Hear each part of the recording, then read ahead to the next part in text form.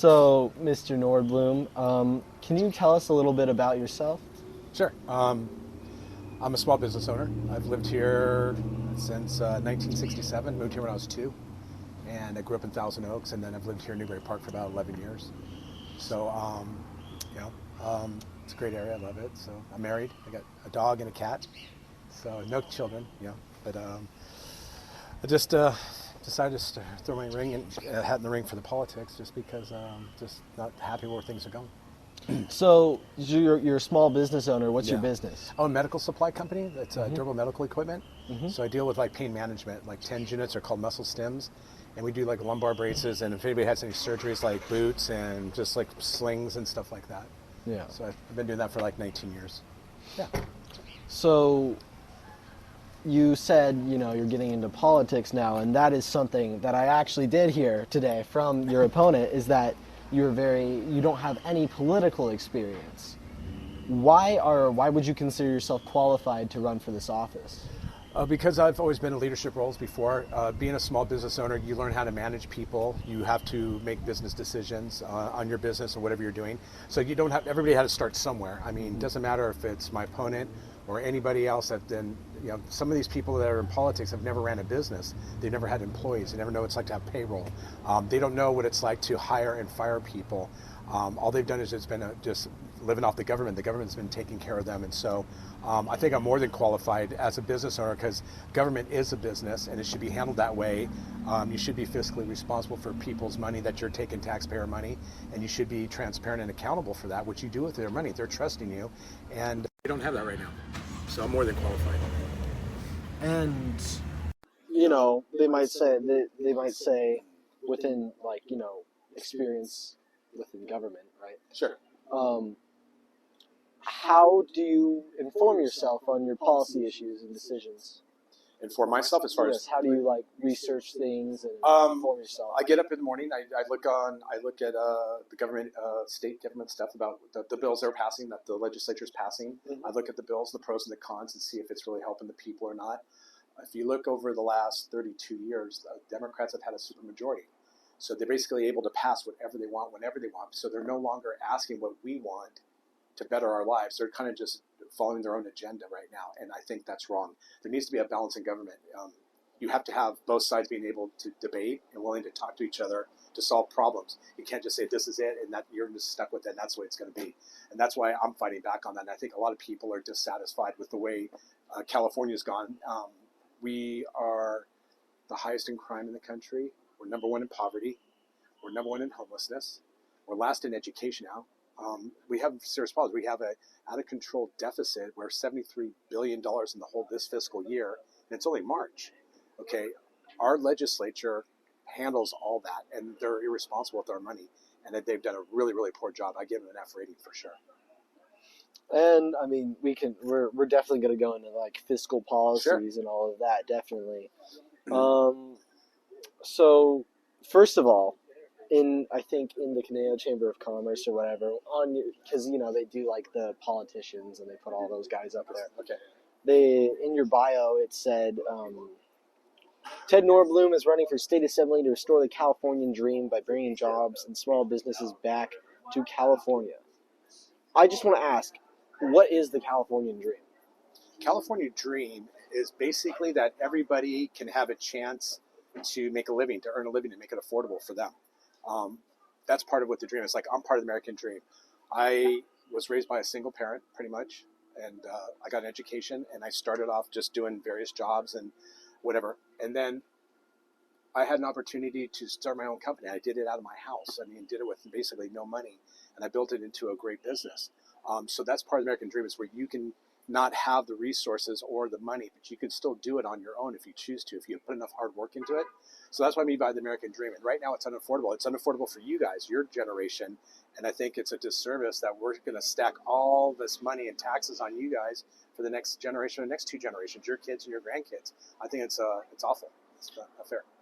And within like this affordability conversation, because there's a lot to unpack in that, right? You have, what elements, right? Just There's housing. Just for example, okay, just inflation, food, right? You can just go with that. I mean, Okay. Inflation's up like 19%. I think the real number is right, 15 to 19. But your food has got more expensive. I hear if you go to McDonald's, you want to get a Big Mac meal, whatever, it's $18. It never used to be that way. You look at the state controls sales tax. They control income tax. We have the highest income tax in the country at 14.3%. And then also we got corporate tax at 35%. And then you've got sales tax where like it's at 10 point something. This is all a burden of tax, and that's not part of what this should be about. They can easily cut the taxes. They can cut gas tax. They keep increasing it. I know the Republicans last year asked for a $1 reduction just for a year because people are struggling, and the Democrats said no. They wouldn't even bring it to the floor to have a vote or a debate on it. So they're not helping the working families. There's people are struggling. People can't put food on the table, and they're not doing anything to help the situation. And they're not doing it to help you guys, and that's what I'm concerned about. I want to save. It's like save the kids. We're supposed to leave it in a better place than what we got, and we inherited it. Right now, we're going to overload you guys with so much debt. You guys will be debt slaves the rest of your lives, and I don't think that's fair. So, going back with the inflation thing, like the 18%, I thought it was only like 3%. Right? No, they fudge the numbers on that. No, inflation's way higher than that. You have to take into account what you're getting for your dollar. So it's not just. I mean, I went to the store like a couple weeks ago, and like 3 chicken breasts were $21. Okay, that's crazy. It was $6.99 a pound. I mean, it never used to. I mean, it should be $1.99 or $2, whatever. The inflationary part, what they do is that any administration, I'm saying on both sides, that they're all guilty of it. They always fudge the numbers, make it sound like it's lower than it is right now. Like they said, job numbers are great. Unemployment's really down right now. Well, people are getting laid off by the dozens through all your big high tech. California businesses are leaving. Your billionaires are leaving because we don't want to pay these high taxes, and they can go to Texas or Florida. So we're losing people, we're losing revenue, and it's just getting more expensive to live here. It's like, you guys, I don't see how you when you grow up and you go to college or whatever, you want to have a family, how you can sustain and live here in California when you can get a 1-bedroom house that's 1,100 square feet. It's going to cost you $1.3 million. Yeah. How are you going to afford that? Your mortgage payment's going to be $5,000 a month. It's like, it's wrong. It doesn't have to be this bad. Our representatives are supposed to make life easier for us, and we trusted them to do the right thing. I fell asleep at the wheel. I'm guilty of it too, guys. I voted, but I didn't really pay attention to the policies that were going through until I've seen it got so bad one way. I went, wait a minute, what are they really doing? Why are we having droughts? Why are we having electrical grid problems? We're the 4th largest economy in the world, California is. And we're having all these issues. We got drought problems. I mean, Dubai doesn't have a drought problem. And they live in a desert. I mean, they're just all sand. This is all man-made. It's all done on purpose to destroy the middle class. They want to enslave a debt slave system. They're going to have super rich and super poor, and that's what they want. And I'm not going to let that happen as long as I'm around. So, okay, there's a lot to unpack in this. So I want to first go with the first thing you said. The first thing you said was about local. Wow, this soccer whistle is crazy.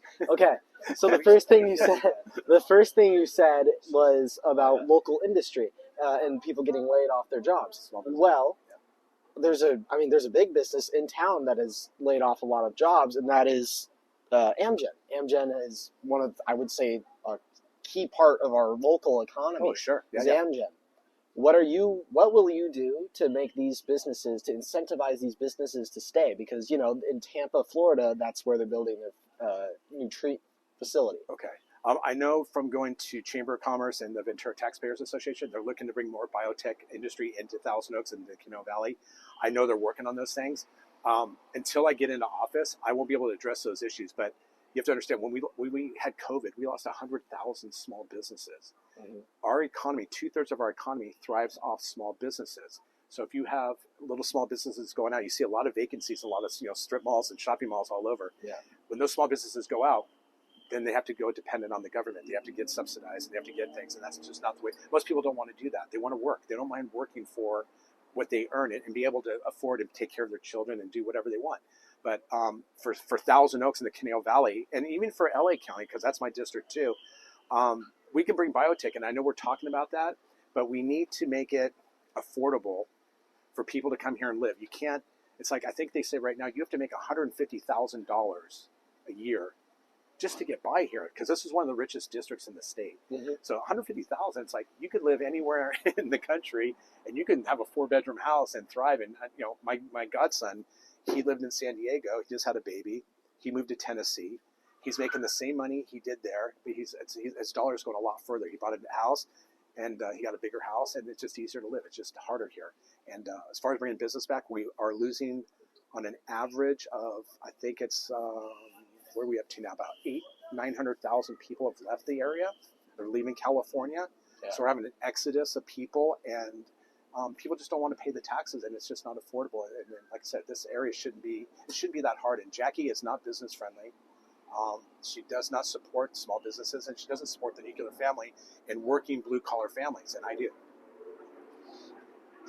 And I want to go back to something you were saying earlier about water, because I have a big feeling. We're also currently writing an article pertaining to water, because we're working on an article on the Salton Sea. Right? Okay, yeah. This is a big water issue, and you would probably be voting on this. In the future, I have a big feeling that a lot of these, issues are going to come up. So, what is your position on the lithium the development of the Lithium Valley in the Salton Sea region of Imperial County, and how will you try to mitigate risk from the Salton Sea's toxic dust? And so I know the lithium right now we get from Africa. So you got children and kids mining it by hand. Mm-hmm. It's a big humanitarian problem, I feel. Yes. I know we found a lot of lithium in the Salton Sea right now. I don't know how the environmental impact, I don't think we've done any studies on it yet to see what that's going to do, but it could help us as far as if we want to go into electrical cars for the future.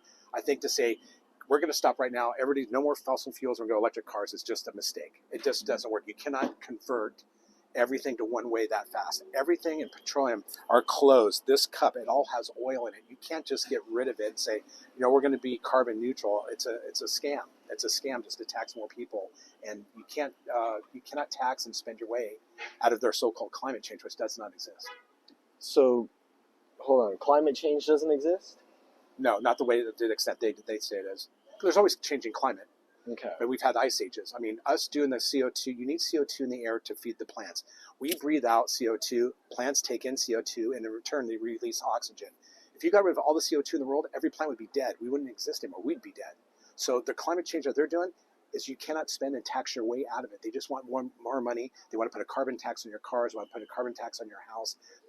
Where's all that money going? And it doesn't solve anything. And if you look at all the elites and all the globalists, they all got beachfront property. Those sea levels aren't rising 22 feet in 12 years. We're going to have the end of the world. They've been talking about this since the 70s. In the 70s, it's going to be ice age. Then it's going to be global warming. I mean, they've been doing it and putting fear into everybody and to you guys, which isn't fair because you guys are like, you're afraid. You get terrified of all this because you're thinking, oh, we're destroying the world. It's not that way.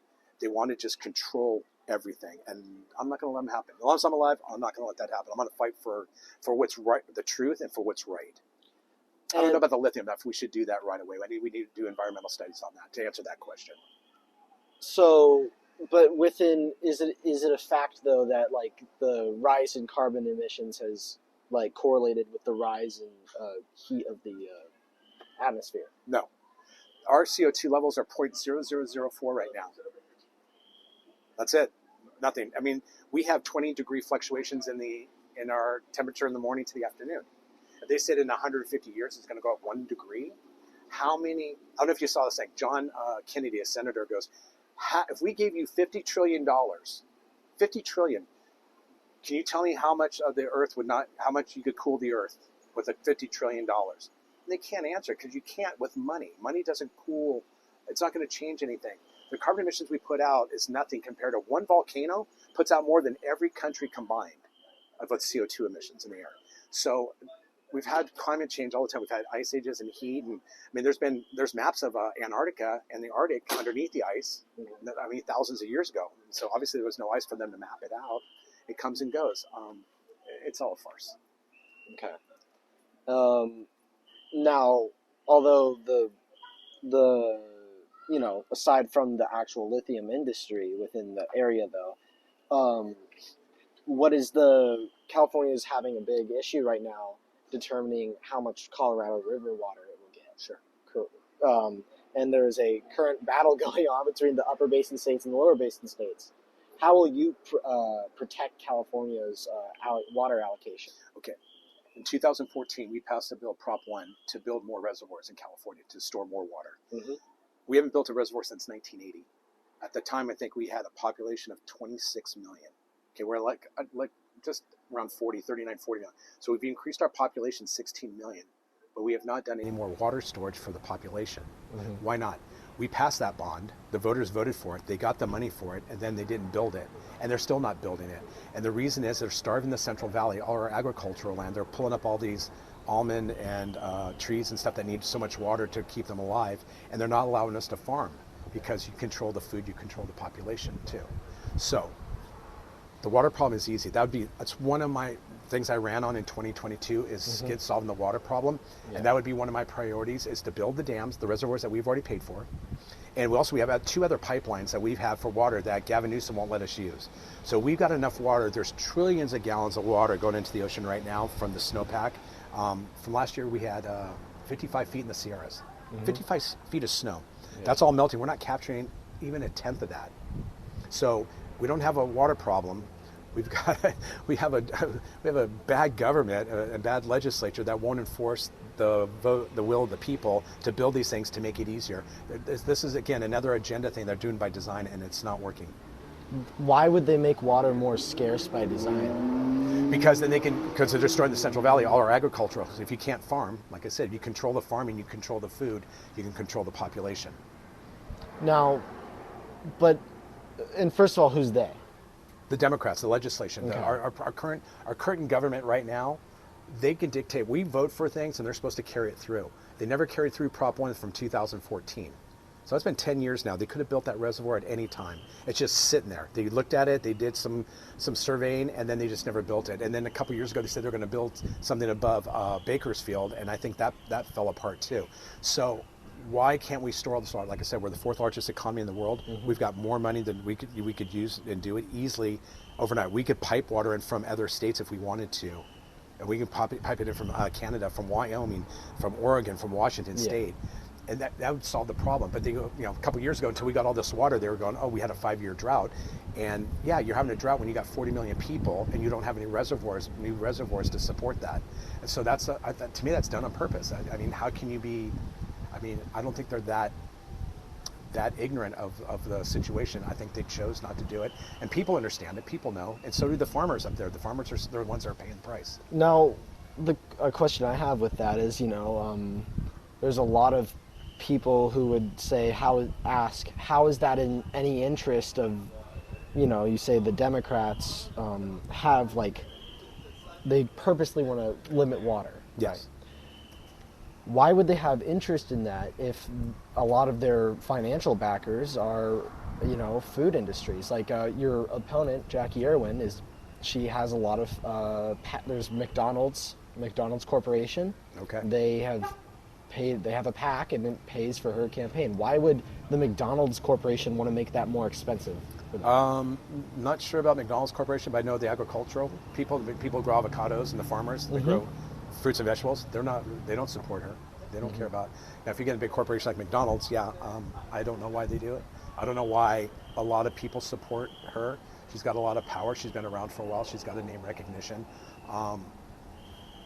For example, the Sheriff's Association endorsed her. Mm-hmm. Yet she passed bills to no cash bail, and that if you steal $950, there's no accountability. You won't be arrested. So how does the Sheriff's Association endorse her, but at the same time she allows criminals to be free and to go out and do whatever they want, and with no accountability and no jail time? So it's like there's this hypocrisy between it all, and it's all politics within itself. I know they get their funding and all that stuff, but at the same time, it's like, at what point are you going to say enough's enough and you're going to fight for the people instead of just doing what you want to do? And I'm tired of seeing people doing what they want to do, and they're not helping anybody. They're not helping the average working family, and that's why I'm here. Now going back to your competitor. Sure. I believe this is when I first looked at the data, in the primary at least. Okay. And I could be wrong, but you're 44%, 44.26% compared to Jackie Irwin, which is 55.74%. Yeah, that's not right now. That's inaccurate. Right. Actually, right now, I am 49% Ventura County, Okay. I got 49% of the vote, so she's 51. In LA County, I am down, I think, 40 to 60. So overall, I think I'm at 40, I think I'm almost 46% right now. So 46 to whatever, 54, 53. That's, so I'm within 8. So I feel good about it. I think the people want change. You got to understand something. I don't have a name. I didn't have any money to spend on marketing and signs. She'll spend over $1 million against me. She did last election, 1.3 million. To her opponent, who only had $170,000, she was outspent 10 to 1, and she only lost by 10 points. Right now, I'm just trying to get. I think enough people are ready for change, because you can't continue to go down this road and just continue to take and tax everybody and think it's going to be okay. That people aren't going to say enough's enough. Even her big donors. There was a bill passed 2 years ago on utility bills based off of your income. They're going to raise your utility rates based off your income. It's called AB 205. Well, she caught a lot of heat for it, her donors, and then she tried to repeal it, and Gavin Newsom said, nope, I signed it into law, and that'll be activated in July. So now people's utility bills are going to be going up. It says as much as 127%. Not based off usage, but based off how much money you make. So that's another thing. So it's just more taxation. We're overtaxed, we're underrepresented, and there's just no balance. It's just way off. Sorry about that. But we're doing great in Ventura County. 4951 is awesome. And compared to Lori Mills' campaign, what do you intend to do to win this time? Well, we just got the primary numbers, so we're very, very upbeat and positive about that. Like I said, without any marketing, no money really to do anything, I did really well. 4951 in Ventura County. Lori lost by, I think she was at 48 maybe or something like that. But LA County, last time she lost by 18,000 votes. I'm only down 7,000. So our message is to get, I got a lot of young Republicans and young volunteers. We will knock on doors and get our message out. And I do speaking events. I talk to you guys like this here today. Just get the message out, because we're doing like a grassroots. I won't be able to raise $1 million, and that's fine. I don't need to. But I just need enough money to compete to get my message out. But most of it's going to be for me personally, just talking to people, knocking on doors, do meet and greets, speaking at events, and doing it that way, and showing the people her record, her voting record for the last 10 years. And that's what's resonating with a lot of people. Okay. I want to move on to homelessness. Sure. So how will you combat California's homelessness crisis? What are the fundamental causes that we can stop? Well, first of all, Gavin Newsom can stop saying, everybody come on in and we'll take care of you and give you $2,200 a month. Also, the legislature could actually start enforcing the laws and let law enforcement enforce the laws on homelessness. I don't know if you know the numbers. California, we have over 171,000 in California. The next highest state is Florida at 28,000. Gavin Newsom basically said, everybody come on in from all the other states, just like he's doing with other issues. Come on in, we'll take care of you. Legal income, let's take care of you. We got a $73 billion deficit, and it's only March. It's like, we can't afford to take care of everybody when we can't even help our veterans and the homeless here. They need to have more facilities for them that we don't have, instead of just giving them the $2,200 or just throwing money. I think we've spent $20 billion on it, and it's not getting better. It's only gotten worse in the last 10 years. In 2008, Gavin Newsom goes, give me 10 years. I will clean up homelessness by 2018. Okay, it's 2024. Not only did he not fix it, it's like 10 times worse. So when you give them free drugs, you give them free drug places to shoot up and needles on the ground, you let them defecate and they have tents on the streets and not patrolling that, you're just giving them a free pass just to ruin everything, and there's no accountability. You're just going to have more. You're just going to entice more chaos. So the homeless problem is associated most of it to mental health, which is the drug issue with the fentanyl and all the drugs, because people, they get hooked on drugs and they're just, I've seen them walk on the street and they're just whacked out of their minds. I saw a girl walking on the freeway here with a pink tutu, thought she was going to get hit by a car, and I called 911 because she's just whacked, and I felt bad for her. The police, they heard about it and they came and helped her. But when you are rewarding bad behavior, people are going to continue to do bad things. And then, so with the homeless, Jackie Irwin and the Democrats, all the legislation, all over, they could fix this if they wanted to. This is, again, something they want, because it just creates more of a problem. It's like, here's what they do. They're going to say, we got a problem. give me your tax dollars and give me your vote, and I'm going to fix it for you. And we do that, and then they don't fix it. And only then election time comes up and goes, well, we're doing better, but just give us a little bit more, and we're going to make sure it's going to be done next time. Well, they never do it. They just kick the can down the road. And now we're in an election year, and my opponent is backtracking on everything that she's already voted for to pass, whether it's Prop 13 or it's crime bills, not making the water storage, entitlements. We simply can't afford it. And going back to like the homelessness issue, like it seems like there are programs. I mean, Project Home Key, for example, but not enough. We only have five homeless shelters in our valley. We need more. Instead of giving them the money, let's put it towards facilities where they can get help and treatment. Now, the problem is a lot of them don't want help. They don't want treatment. I've got friends of mine that their families are homeless and they don't want help. They just you want to go to rehab? They're like, no, they don't want to go. So you can't force people to go because they have their individual rights as citizens. And you can't drag them and take them somewhere and go, you can't be here, so you have to go here. So there's laws that protect them, but unfortunately the majority of them don't, and a lot of them die. My brother died to a fentanyl overdose 2.5 years ago, so it's personal to me about the fentanyl that's coming across the border. So once again, these are things we could stop and fix. But if we built more mental facilities, healthcare, and institutions, and gave them those opportunities, but to get them off the drugs, it's a really, really tough issue. I don't know personally what the answer is, but throwing money at anything does not solve it. Yeah. I mean, it does seem like money does need to be thrown at it. It just seems like it needs to be done properly. Responsibly, too, and it's not. Because if you just give them a debit card and you're giving them $2,200 a month, and they sell those debit cards for cash so they can buy alcohol and booze and drugs with it. That's what they do with it. So it's like you're perpetuating the problem. You're not solving it because you're enabling them to be more in drugs and alcohol and be more homeless. So you're not fixing it. So I mean, like I don't necessarily know about the debit card thing, but like we give money so they can survive. They get so much money. So I know, like we have vouchers, like food stamps and vouchers. And vouchers, everything's on a card now. You go to the supermarket for like welfare, everything's on a debit card. Everything's all. They don't have the voucher system like I think you're talking about. They get debit cards. Like illegal immigrants come across, they get a debit card, and they get their money too. So we're taking care of them through our taxpayer dollars. Mm-hmm. And I don't know where it says that. I mean, we're generous. We're all good people. But where does it say you have to take care of all of them at the expense of yourself? You can't save somebody from drowning if you're drowning yourself. Okay. Like, and they're saying, well, I know certain states are like, well, take some illegals and bring them into your home and take care of them. It's like, I wouldn't do that. You guys wouldn't do that. You're going to take some stranger you don't know, could murder you in the middle of the night, or you don't know what's going to happen, especially if you've got children. It's like, no, I don't see the elites and the globalists and all the rich people taking in people. They've got more money. They've got houses, 2 and 3 vacation homes empty. Why aren't they housing those people? They're not doing. When they step up and start doing it, then they can expect, say, hey, why don't you guys step up? But until they do, which they won't, because they don't want them in their backyard. Just like in Martha's Vineyard, when they took those illegals there were like 15 of them. The next day they were bussed out because they don't want them there.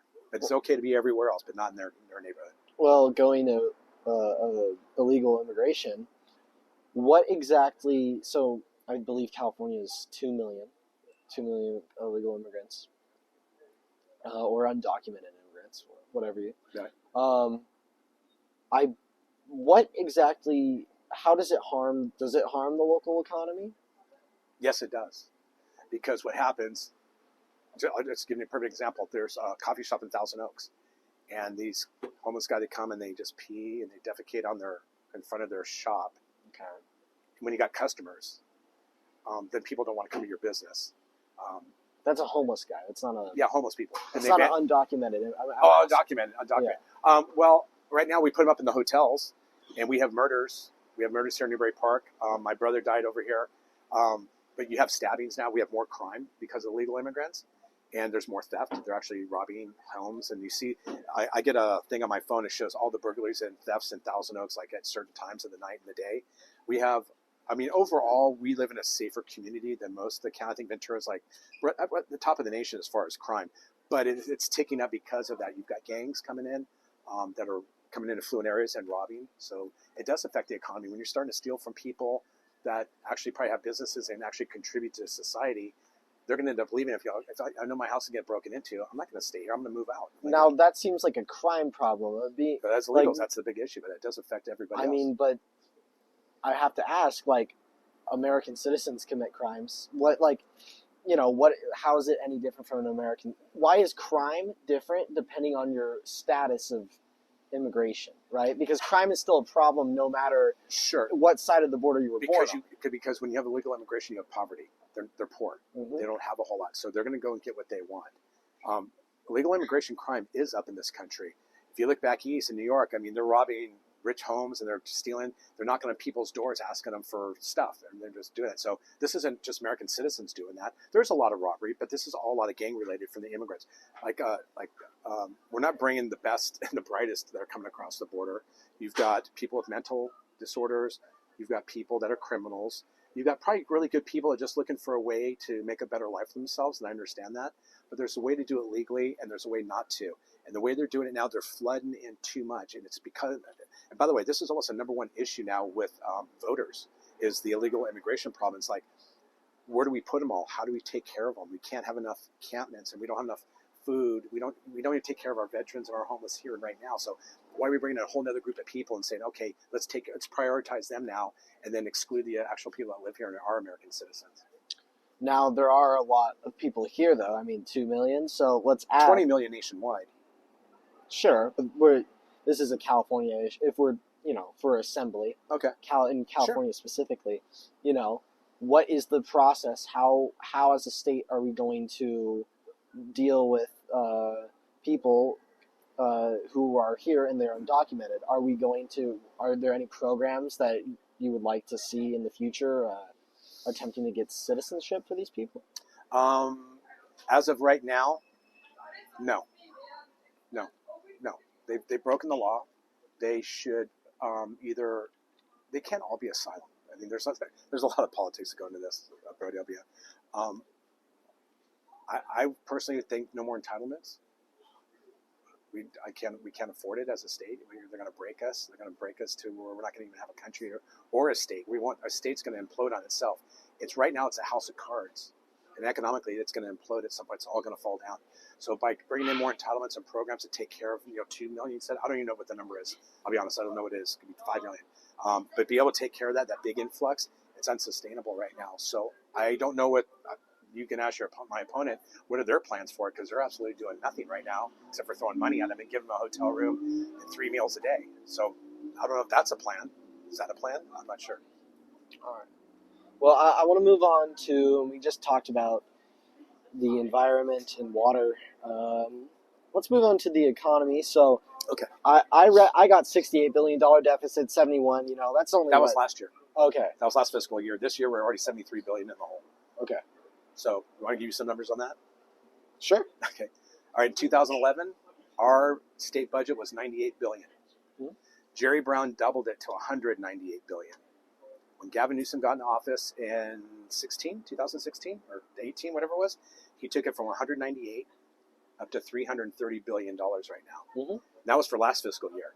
Then we were $68 billion in the hole. I don't know if a couple of years ago, do you remember we heard we had a $100 billion surplus? No. Okay, a couple of years ago they said, we got a $100 billion surplus. Well, you think they would cut taxes? No.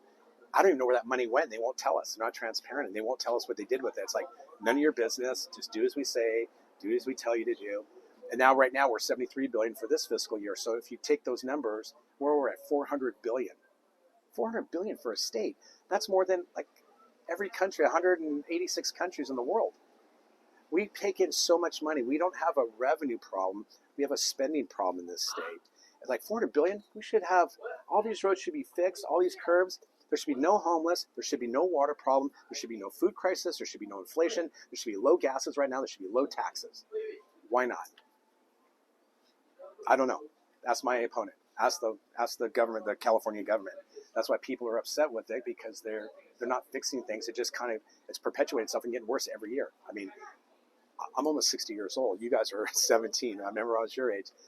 Everything was great. It was a lot. It was a different world. I used to sleep with we never locked our windows and doors, and we used to go and play and hang out with our friends, and never have to worry about. So kind of sidetracking, like, what was this area like? Thousand Oaks. You grew up in Thousand Oaks, right? Yeah, Newbury Park. So, yeah, I played football for the Panthers when I was 9 years old. So what was that like growing up here? It was awesome. Was it the 70s or 80s?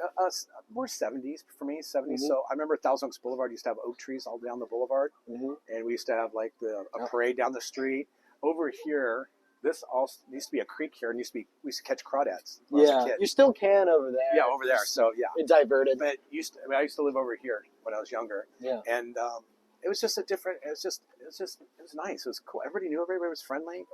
There was really no crime at all. You'd hear like once in a great while in the newspaper, like, oh, there was a robbery at such and such a place. But you're talking like over months. Mm-hmm. It's just different now. We do have homeless people at the Oaks Mall. I've walked down there with the police, and it's just like, it's like they got these encampments, and they're dug into the side of the mountain. And it's just disgusting with the trash, and then you have all these robberies. My sister-in-law, she manages an apartment building in Thousand Oaks, and they get robbed like every week. And they have somebody breaking in the underground garage and stealing motorcycles, and they go into the complex and they steal all the packages on people's doors. So it's just a different time. I mean, I know we have more people, but there's so much more.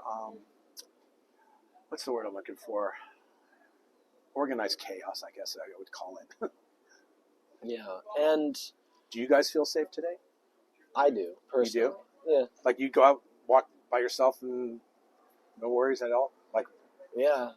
I mean, I think in Ventura County, yeah, I feel safe. Would you go to Oxnard and walk around by yourself at night? Depends on the part. But it depends on the part. But there's bad neighborhoods everywhere. Back then, it never used to be. It wasn't like that. You used to do whatever. You could walk through everywhere and not worry about it. It's just a different time. And my dad moved here. My dad was here in 1947. And for him, it was totally. I mean, he was like one of the first 6 families. There was no freeway. Yeah, I mean, this area was literally just like a sheep farm. So it was Ventura Boulevard, and where Moore Park Road at. It used to be Dupars was the bus stop, Mm-hmm. And there was one sheriff in town. And everybody knew everybody. Yeah, the Wild West. Yeah, it was kind of crazy like that. But yeah, when I lived here, it was really nice. I grew up here. It was good growing up. I moved to Lake Arrowhead when my folks split up. And I went to high school in Lake Arrowhead, and then when I graduated, I moved back down here when I was 17. Yeah. And I kind of just stayed in this area, and I've been here back. I moved to Marina Del Rey, came back, lived in Glendale, came back. But I've been back here for many, many years now. So I just love the area. I like the people, I like the weather. I just don't like the politics. I don't like the taxes. I think we're overtaxed. So going back to the economy, sure. And with taxes,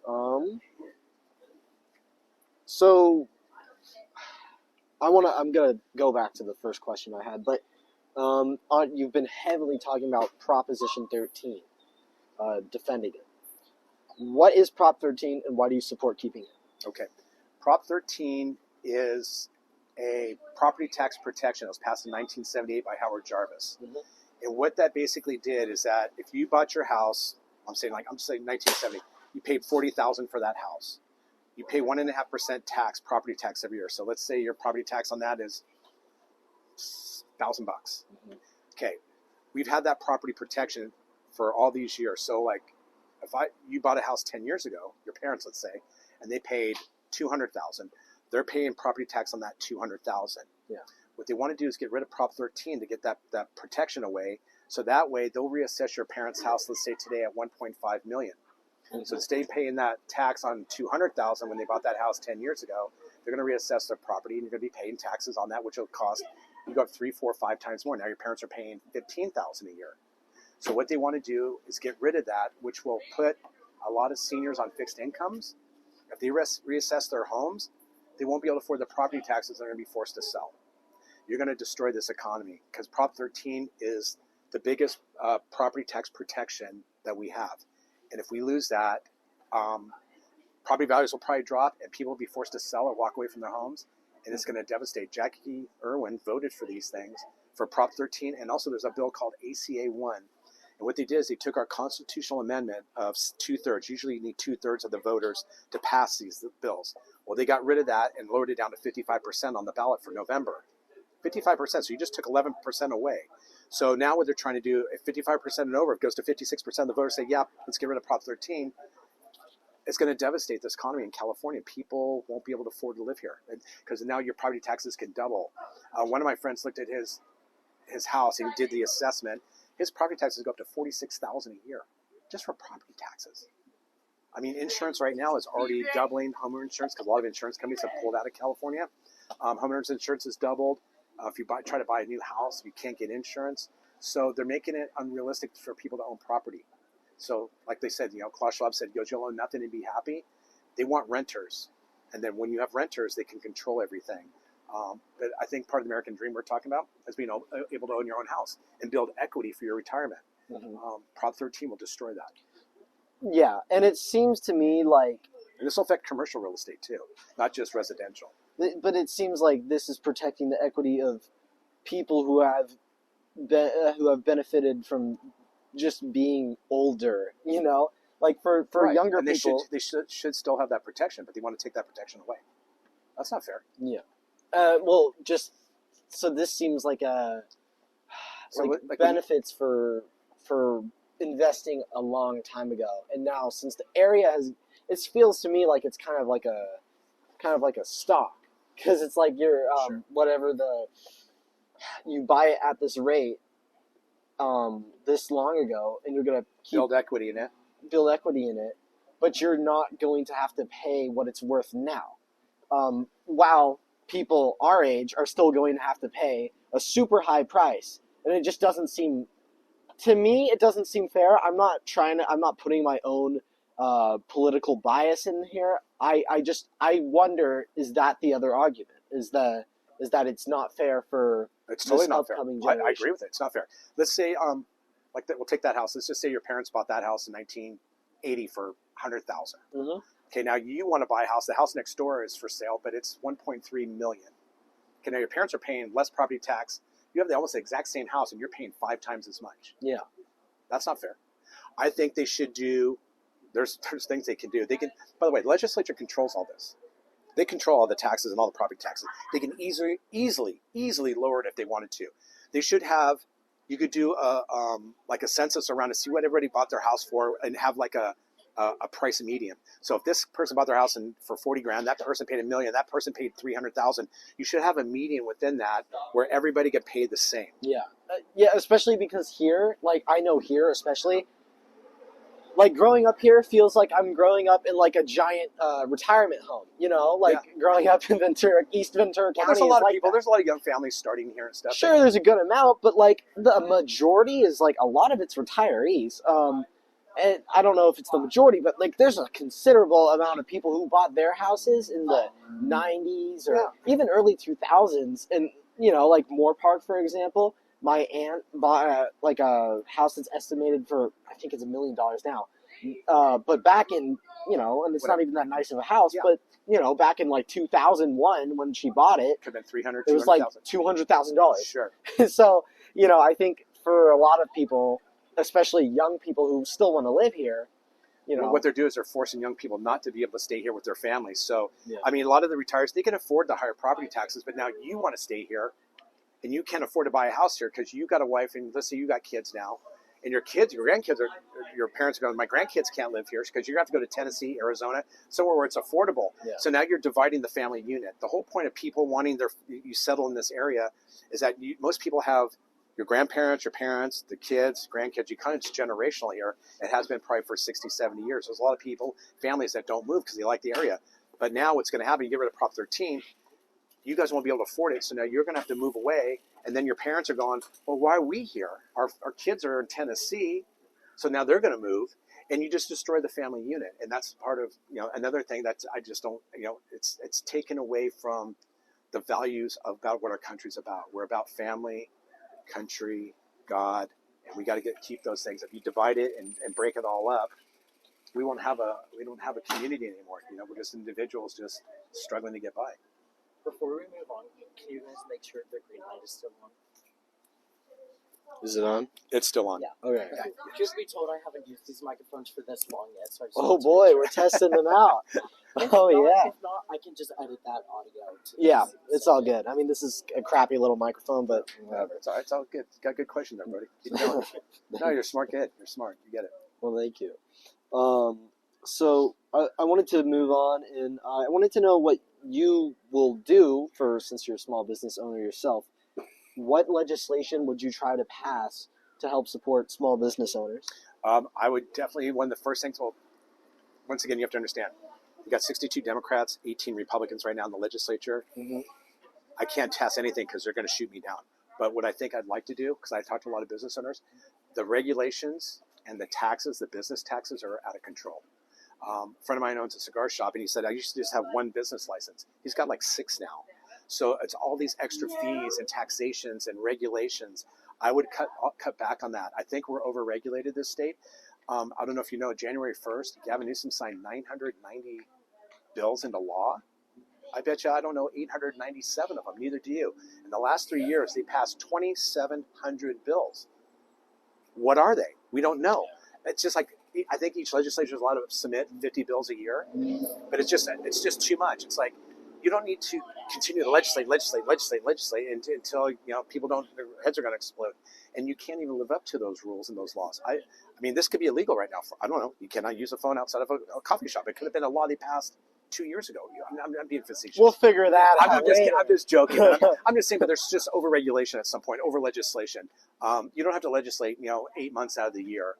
You can pass really good stuff to help people and just start taking it item by item, like water issue. Let's handle that. Let's protect small businesses instead of running them into bankruptcy and getting rid of them and not supporting them, like the lockdowns and all that.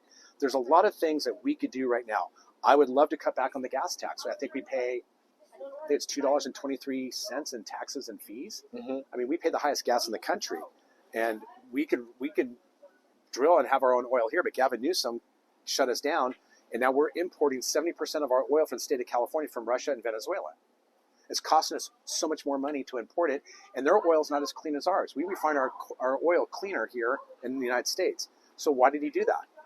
I'd like to know that question. Why did the legislature allow it? Why are we shutting down? We have so many good ideas for desalinization for water. Nuclear works. There's all kinds of alternatives that we could have. We shouldn't have an electrical problem in this state when you've got $400 billion of a budget, and you can just on the flip of a switch when it gets too windy or there's a fire, you shut down like millions of homes. It's just not. I don't understand the rationale there. It doesn't make sense to me. Now, there's a couple things I wanted to ask. It's interesting that you seem to be a proponent of nuclear energy. This district particularly, I feel like, has probably a worse taste in their mouth because of the Santa Susana Field Laboratory thing. Sure. Failure. Yeah. How are you, if you do decide to keep that as your policy, how will you inform your constituents about nuclear energy and its safety? Well, just look at the technology. We advance, like every 2 years we double our technology. Mm-hmm. I think we have safer technology now for nuclear. I mean, they make the cells better, fuel cells easier. They're not as like wild and crazy. They're better. They're smaller. They're easier. There's so many more energy ways we could go. I'd look into it. I'm not opposed to it. Mm-hmm. Obviously, there's environmental issues with it, but I think it's a cleaner fuel. And I think with today's technology, it's safer. It's a lot safer than it was in the 70s, 80s, probably even 5 years ago. So why not explore it and try to use it? They're tearing down all the hydroelectrical Northern California. They ripped down 4 dams. They tore them down. So we're losing electricity. And then we had a natural gas problem. You probably didn't see this, but my gas went from like $78 a month to $463. Oh, I heard about that, yeah. Okay, because what happened, Gavin Newsom sucked all the natural gas for the state to produce the electricity for the state because they tore down the 4 dams. So now you have a lack of energy. And so he used natural gas for a while. Then people were screaming, and then he got rid of that. So it's like, why are you causing problems and trying to hurt people when you should be helping them? We don't have to have a water drought. We don't have to have electrical problems. We shouldn't have food shortages. We should grow all the agriculture. We have one of the richest agricultural Central Valley in California in the world. You shouldn't be paying $4 for an avocado. We can grow it here if we wanted to. And it could be 40 cents. I mean, I It's feel just like common sense. I'm running on a common. It's just common sense to me. So I see things for how they set it up and how they word it, and I look at it like, how do we fix it? And how can we make it more efficient? And for me, it's very, very clear. These issues, when I'm elected, a lot of these issues we could fix in a matter of months, not years, but months. There's too much red tape in California too. For building, it could take up to 5 years, 9 years to build something because you have environmental studies, you have water studies, and without water you can't build. So they have all these rules and regulations that prevents us from actually growing and actually incentivizing the youth to stay here. So you make more affordable housing. We can make a 13,000 or 1,300 square foot home for new buyers, and only charge them maybe a few $100,000 to make it affordable. They could do that easily, but they don't. yeah, I mean, affordable housing is a huge topic. But because it's just like, here's another thing I have a real issue with. It's like McDonald's and people in fast food making $20 an hour. All that does is pass it on to the consumer, and the consumer ends up paying more. I don't know if back when I was a kid, working in fast food places was work experience for high schoolers. All the high school kids worked in all the fast food places to get work experience. It's cheap labor, but you kept the food prices down so people could afford to feed their families. Mm-hmm. Now it's at a price where you have to earn a living. You have to be able to buy a house by working at McDonald's at $20 an hour, which you probably still can't. But it's like, where did it become a thing where you have to be able to have everything that people like other jobs at a fast food place? I just don't understand that. Well, they're steps. They're tiers that people grow up in, and you work your way up. Like, you don't start off as CEO of a company. You start off at the bottom, the mailroom, an intern. You start off as a senior executive or whatever. You work your way up. But just going right to fast food at $20 an hour is just that seems like a problem with more of a we have more of a service economy instead of maybe an industrial. When it goes all robotic and all these people are going to be laid off, then it's going to create another problem. Yeah. You're going to have all these people. God, you're bringing up so much at once. Oh, okay. Hold on. I do really want to get into AI. Okay. I really want to get into AI because that is so fascinating to me. It's fascinating to me. It's the future. But I do want to ask, because we are talking about legislation, Sure. right? Yeah. As a Republican assemblyman, if you get elected, you will have to do bipartisan legislation, correct? Absolutely. How do you intend on working with your Democratic coworkers? Well, I would talk to them just about what my constituents want. I mean, if I get elected, obviously they're on the same path of the way I'm thinking, because I think the way they think. I listen to them, and they give me their ideas, and I'm like, yeah, I kind of understand where you're going with that, and I agree with that, and I want to be able to show that. So when I go and talk to them, and I don't know if they're going to shut me down, if they're going to have open arms. I don't know how it works, if they're very nice to the 18 Republicans. I know last month they shut down the microphone on the Republican leader when he was speaking. They shut off his microphone. So I don't know what the hostilities are up there, if they actually even listen to anything that Republicans have to say. But I would just go in with a open idea, just be fresh, open, say, look, I want to work with you. There are things that my constituents want. They're concerned about crime. They're concerned about water. They want to be able to afford to live here.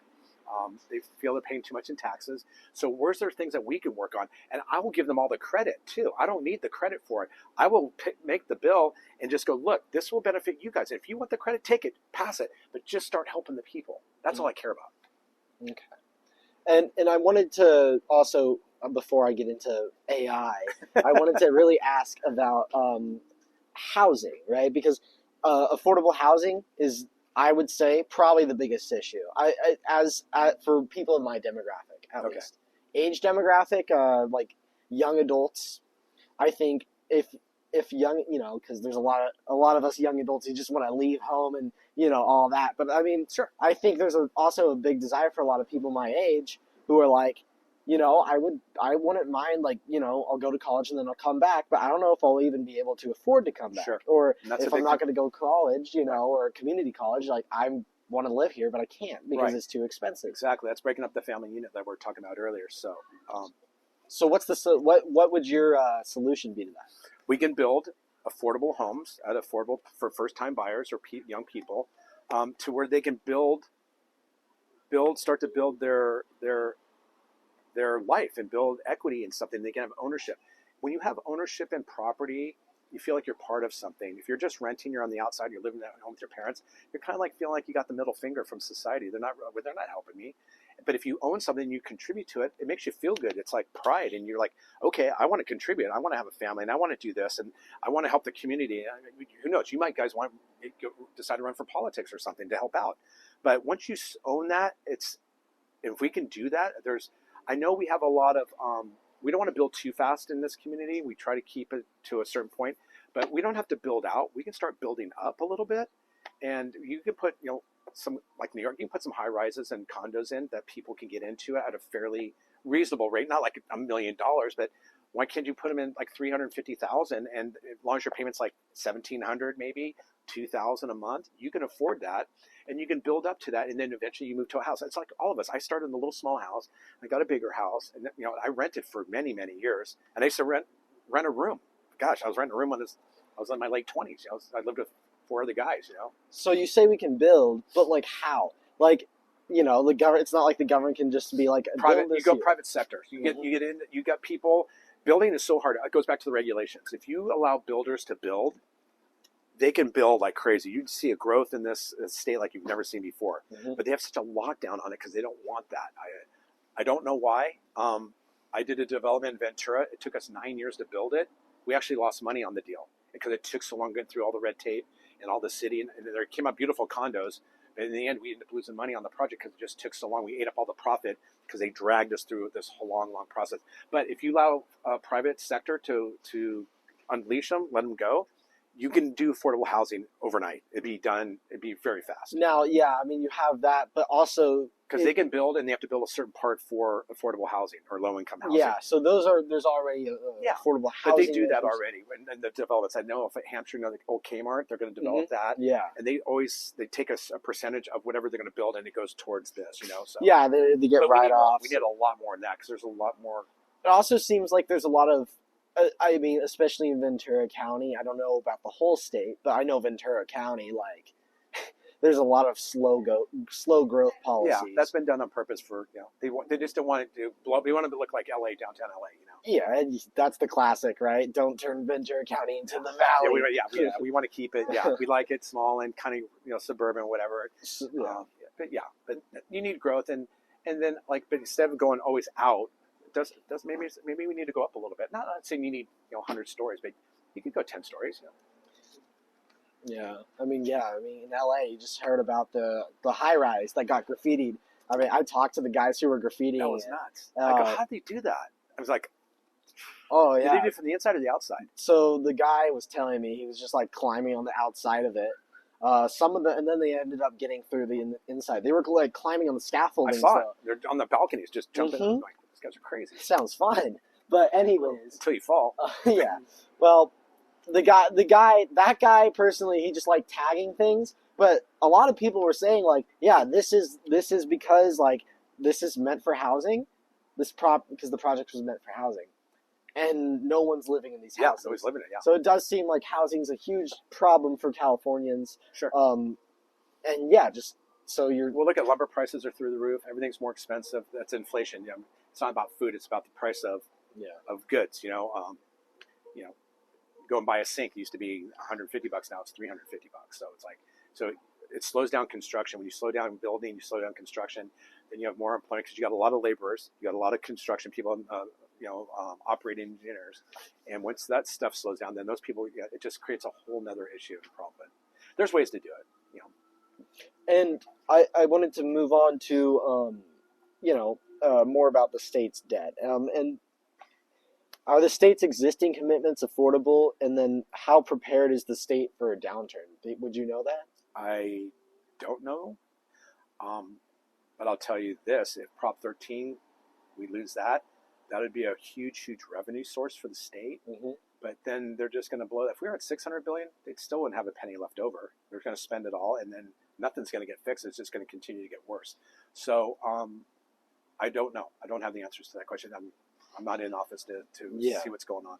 Yeah, well, is it? I believe your opponent is the chair of the Revenue and Taxation Committee. She might be. She's on a few committees. So I'll definitely ask that question. Sure. Okay, what future programs in the state of California would you like to see, if any? I'd like to see more mental facilities built for homeless, for the mental and the drug abuse, the drug addiction. I definitely would want to really hit that hard, because if you continue to have that out there, it kind of destroys your community. It's like if you put a cancer cell in a healthy cell, eventually that cancer cell is going to kill that healthy cell. So when you have people that are doing drugs and alcohol, it creates crime. It creates other issues. We have like prostitution, where we never used to have that here in our because you got the drugs. So if you get the people that get the drugs, then you got the drug dealers that come in, then you perpetuate, then you got this, and it just goes and turns in. And now we don't have a community anymore. Now we've got like the gangs come from other places, and I know this because I see the stabbings here in Newbury Park, and there's thefts and there's murders and there's like drugs and people laying on the streets. Mental facilities will help fix that, and also rehabilitation, and also the really important thing, and I know everybody's always talked about it, but nobody's ever actually done it, is to reincorporate people into the workforce, to train them, give them a trade, whatever it is, train them at something that they really want to do, and actually follow through with that and stay on top of that to make sure they can get back into society, and if they want to. Unfortunately, the thing is, when people do drugs, they want to do more drugs, and they want to be out of the grid. They don't want to be part of the system. And I don't know if there's a way to address that. I honestly don't. I don't think there is, unfortunately. And then what programs would you cut? Current programs would you cut? It's not so much I would cut. Once again, I don't know all the programs. There's probably like 1,000 of them out there. But I would definitely look into the illegal immigration benefits right now. I think that's a waste of money. We are subsidizing all the hotels and motels in California during COVID that were on shutdown. So all these motels and hotels were at zero. They had vacancies, and they didn't know how they're going to survive. Well, Newsom came and said, look, we're going to put all these people in your motels and hotels and pay you 100% on your vacancy. So now they're making all this money. Are you referring to Project Room Key?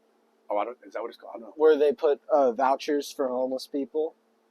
Possibly. But I don't know if these people here are getting vouchers. I know Thousand Oaks bought a hotel, Motel 6 off of Event 2. There's the Premier Inn is they rent. So there's that too, but I don't know if that's the voucher. I'm not sure. So yeah, that's Project Room Key. Project Room Key is in Ventura County in particular is running out of. I think it's nearing its final legs. Now, what are you going to do with these people when you can't afford it? You kick them all out on the street? So they're transitioning Room Key to Project Home Key projects that the state facilitates. They're just changing the name. Well, they're different programs because Project Room Key was always supposed to be temporary, and Home Key is permanent supportive housing. So maybe, I don't know, but maybe those projects will one day incorporate the mental health facilities that you would like to see. You should ask my opponent. I'm sure she voted for all these things. Yeah, I mean, back in the day, that was a very COVID-era measure because they didn't want people spreading that stuff they didn't want people spreading COVID, right? So we already talked about the economic forecasting. AI. Not there yet? Not there yet. How long is this going to be? Because I don't... Okay, I will wrap this up very soon. Okay, so I'm interested to talk to. I can talk for hours. Yeah, it's like, I love this. I want more. It's an awesome conversation. I'm here to help. Now, I would like to know the GDP data from CLU. CLU did a study. Their Center for Economic Research and Forecasting. I'll quote it. The GDP data indicated that while the U.S. and California grew by 30 and 44% respectively from 2007 to 2022, Ventura County's economy shrank by 12.4%. Not only did Ventura County reach peak economy, but this occurrence was 17 years ago. This is a stunning result and a complete reversal of the fortune from 1990 to 2000 from the 2007 experience. So it hasn't recovered since the recession. Yeah, we've lost a lot of people. People moved out of this area. Once again, I think it's affordability here. This is one of the richest districts in the state. So if you can you can't make more than $100,000 and survive. You can't pay $3,000-$4,000 a month in rent. Yeah, you can't stay here. And also, we have lost a lot of businesses. So generally speaking, small businesses actually have probably have a little bit more of a income medium, a little higher than just somebody working for somebody else. So once you lose those businesses and you lose those jobs and stuff, I think the downturn in that was, people just exodus from California or from Ventura County because it's just unaffordable. This is one of the richest districts in the state, and it's just, if you can't run a business or you can sustain that, then you have to leave. So I think that's why we had the drop off. I know the chamber and the Ventura taxpayers, I go to their breakfast stuff and we talk about the economy and the forecast and outlook. Mm-hmm. I know we're looking at trying to bring more biotech into this because we seem to be a biotech community. Mm-hmm. If we could do that and bring in more jobs, and then that will help elevate rising wages, and people can afford to stay here. Mm-hmm. And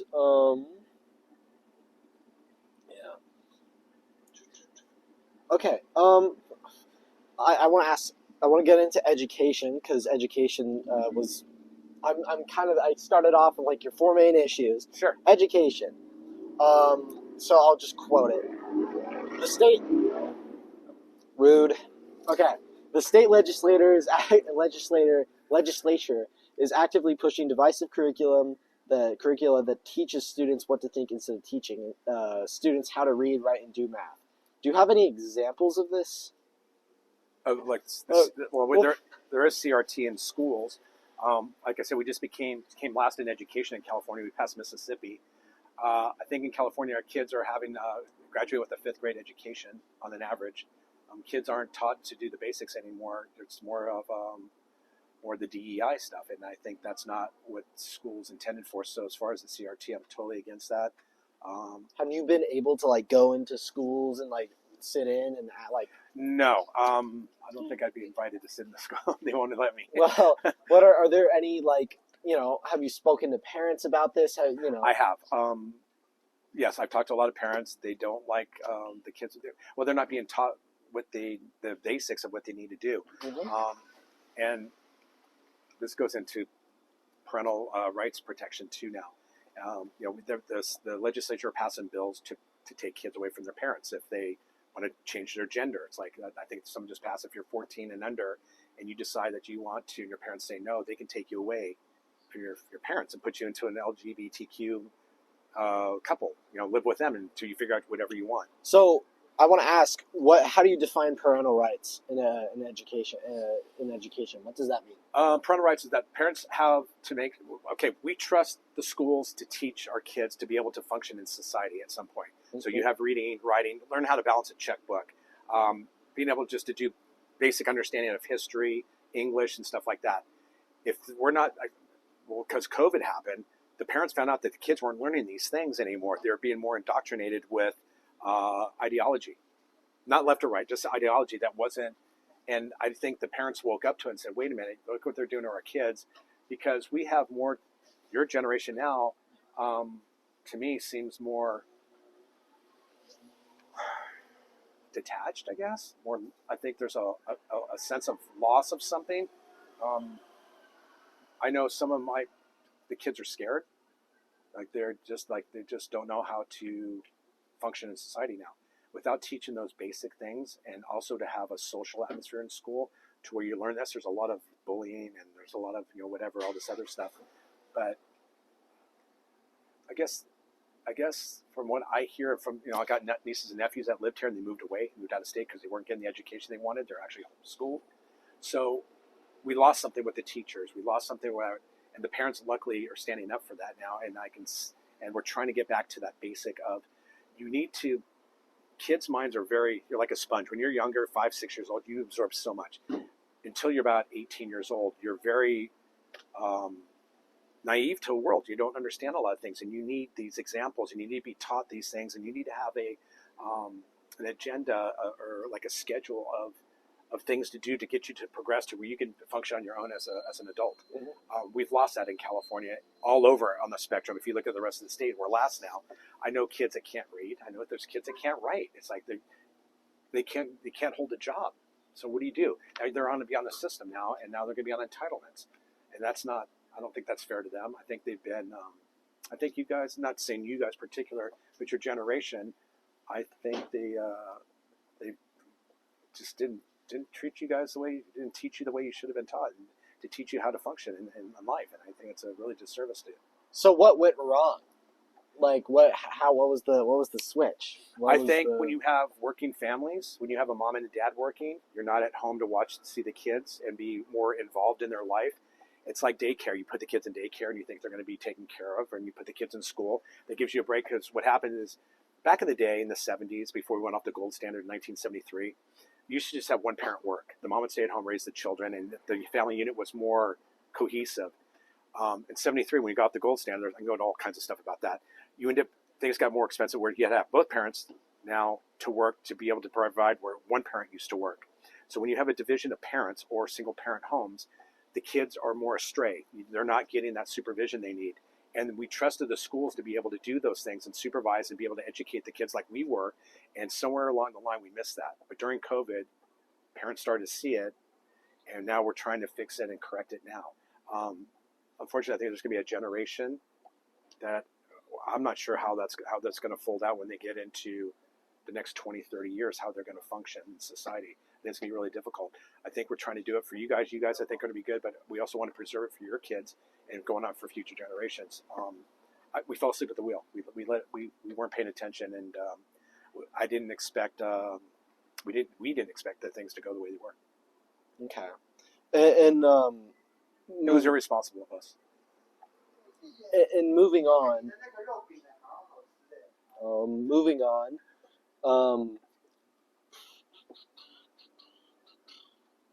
Yes. Okay. So I wanted to ask about artificial intelligence and what are some regulations you would like to see from artificial intelligence, if any? AI is a whole new frontier. This is a whole new thing that's going on. Mm-hmm. Part of it scares me.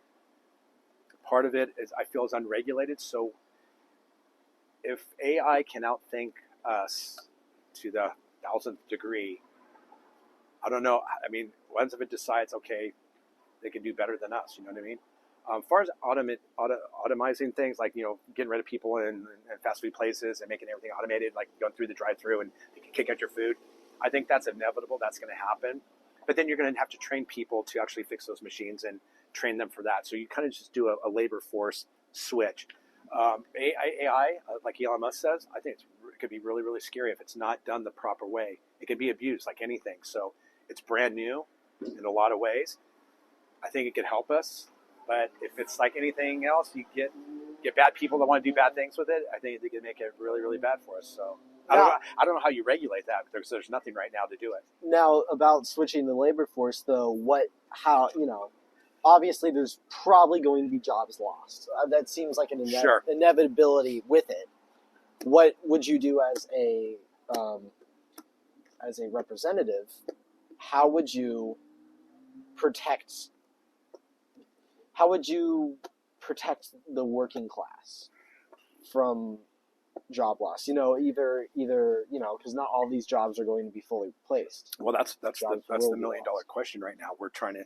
I know a lot of people are talking about that. What are we going to do if you have all these people out of work? And it's like, I don't have the answer to that. I hear people talking about it. Mm-hmm. I don't know what would happen. It's kind of, we're not there yet, so it's kind of like it's kind of out there right now that it's going to be a problem at some point, and we have to figure that out, because if everything's automized, it's like, what do you need anybody for? Now we just got to survive. And even legislation, Even legislation. Yeah, they can make up bills. You can go Snapchat on the legislation. They can probably type it up faster than you could write it. Snapchat AI is going to be your new congressperson. Yeah, and they'll probably decide what's better for you anyway. They're like, no, it's a scary thing, but it's exciting. But like I said, it has to be. There'll be regulation on that at some point. I don't think we're quite there yet. It could be a while, but I don't know. I really don't have an answer to that. All right. Well, I think I could talk all day. So, is there any questions you have, Nathan? In regards to safety, I didn't answer the question when you asked, if we're safe walking around. And so, over there's, a part from the school to, this area where there's not any lights. Dark. Yeah. And, did I press the button? Oh. No. I think we're good. Okay, we're good. Okay. So, there's no lights, and I can't drive yet. And right. So, I am, active on our yearbook. I'm active on our newspaper, and so sometimes I'll have to like walk home from the school at night, and there's no lights. And so, would you do anything to increase like road infrastructure? Oh, to we make need. it safer? I would do infrastructure for the whole state. I mean, we're behind. I mean, I listen to President Trump says, you go to other countries, it's like their airports are so much better than ours. Their cities are so much cleaner, so much better. Yeah, we need an overhaul of all the infrastructure. This stuff, it's like 60, 70 years old now. We need to upgrade everything. So yeah, we can do that. Yeah, that's a big thing. I always thought that. And by the way, that provided a lot of jobs for many, many years. I could provide jobs for a decade to redo infrastructure and upgrade everything. Now, there's a couple infrastructure projects that are going on right now. I'll name two.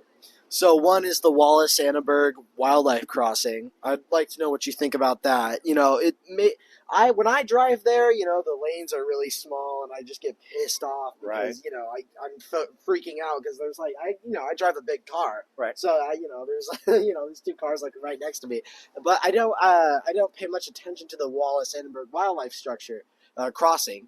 I wanted to know what your thoughts were on that. Okay, two things. I don't know if it's privately funded.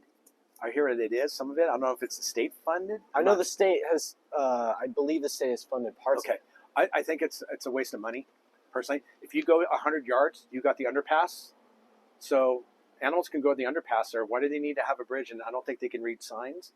I mean, what are you going to put little stakes out so they know where to, food out so they go across that bridge? Are they going to put a sign that says cougar crossing or mountain lion crossing? I think it's a total waste of time. It's making traffic at night. It's like I said, the lanes are smaller, and you drive at night, and you get these big bright lights in your face, and you're just like kind of blinded. So I think it's kind of like a hazard. I don't know why they're doing it. I think it's a total waste of. And if any taxpayer money is being spent on it, absolutely waste of money. And then I wanted to ask about the bullet train, the rail system. I wanted to know about that. Okay, that bullet train has been going on since I was in my 20s. Mm-hmm. I think it's over $100 billion on it, and it never gets built. I don't think it'll ever be built. I think it's just the way they take more of our tax money, and then they spend it any way they want it, and they never develop it and build it. I've been hearing the bullet train for 35 years now. Would you try to make that some sort of priority? Because you are talking about infrastructure, and that that is an infrastructure program.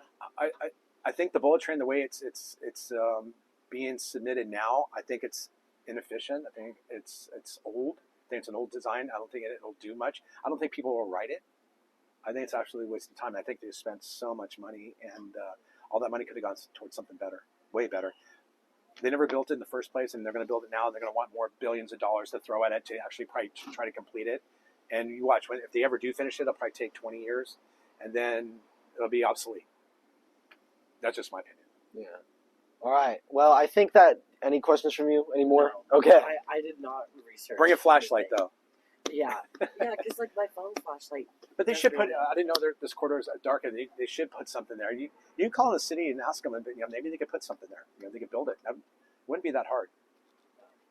Do you know it's like the road from where the gas station intersection is to Reno and Borcher. Yeah, Reno through Borcher. Yeah, there's no street lights there. Yeah. They should have something there. Something to look into. When I'm elected, I'll look into it and put some in for you. Okay. I think that's an easy fix. That's an easy fix. All right. Well, it was a pleasure speaking to you. And is there any comments you would like to make? Basically, guys, we have a choice. You have a choice. I appreciate you guys, Ventura County. You guys give me 49% of the vote. It's just common sense. We just need to fix things. It can be easily done. But when you have representatives that only come out to try to help you in election years, and they've had 9-10 years to fix things and they haven't, then maybe you need to take a hard look at it and go, okay, maybe we need to go a different direction, have fresh ideas, just new blood in there that can think, and just having other ways of getting things fixed. Because right now, for the last 10 years, things haven't gotten better. They've only gotten worse. Everything's gotten worse. Inflation, crime, homeless, poverty, gas is expensive. And if you look at all these aspects, those are the 5 central things that to our society, it's not working. So you can keep going the same way, get the same result, or you can start to look at different alternatives and actually try to have I think we need a balance of government anyways, because it does bring people to talk and to debate. And once we get that, then actually we can solve problems instead of just kicking it down the road or just saying, do as I say. And I just hope you vote for me in November. So thank you. Awesome. Thank you, Great. Mr. Nordblum. Thank you, Brody. Appreciate it.